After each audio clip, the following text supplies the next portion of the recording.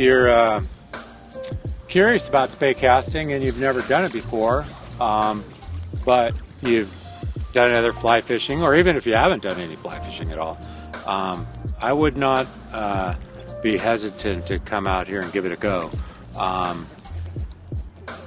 There's no reason that an angler that's got some experience with a single-handed rod shouldn't be able to pick up spey casting fairly easily,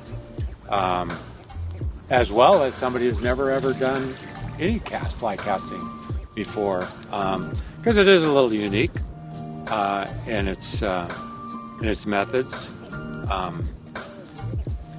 I think anybody that's curious about it should give it a try. I don't think it's anything that has that much mystique to it that you should be concerned about giving it a try. If you're interested, give it a try.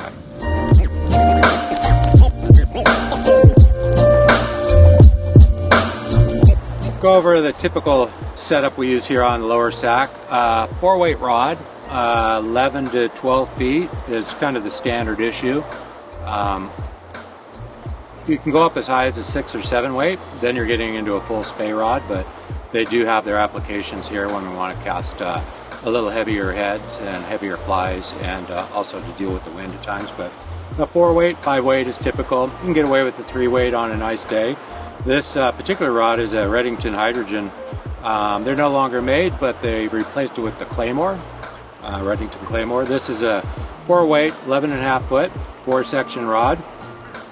Lined with a Skagit type head. This is a Rio Spey or Rio Scandi body. It's a combination or a combo head that's cross between a Scandi head and a Skagit head. It'll throw light tips. I'm using a Mo-tip here, which is a T8, half 10 foot long, 5 foot of T8 sinking and 5 foot of float. Married to that, we have about 4 to 6 feet of Maxima Ultra Green, just straight level leader, to a fly. This happens to be a little semi-seal leech. And then in this situation, I'm also using a dropper fly, a little mayfly, caddisfly type imitation.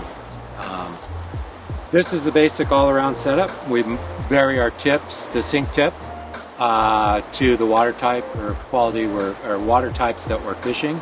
If we want to get heavier and sink more towards the bottom, or if we got caddis that are emerging and fish are eating them near the surface, we might fish an intermediate tip and fish more in the surface film.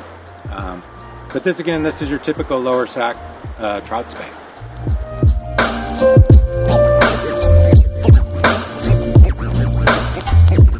So if you're interested in trout spey at all, hit us up at Confluence Outfitters.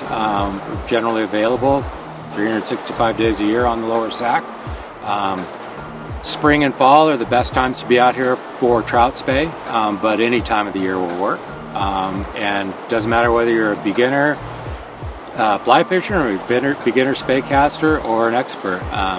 We can find the water and hopefully the fish for you. So hit us up at Confluence Outfitters or confluenceoutfitters.com.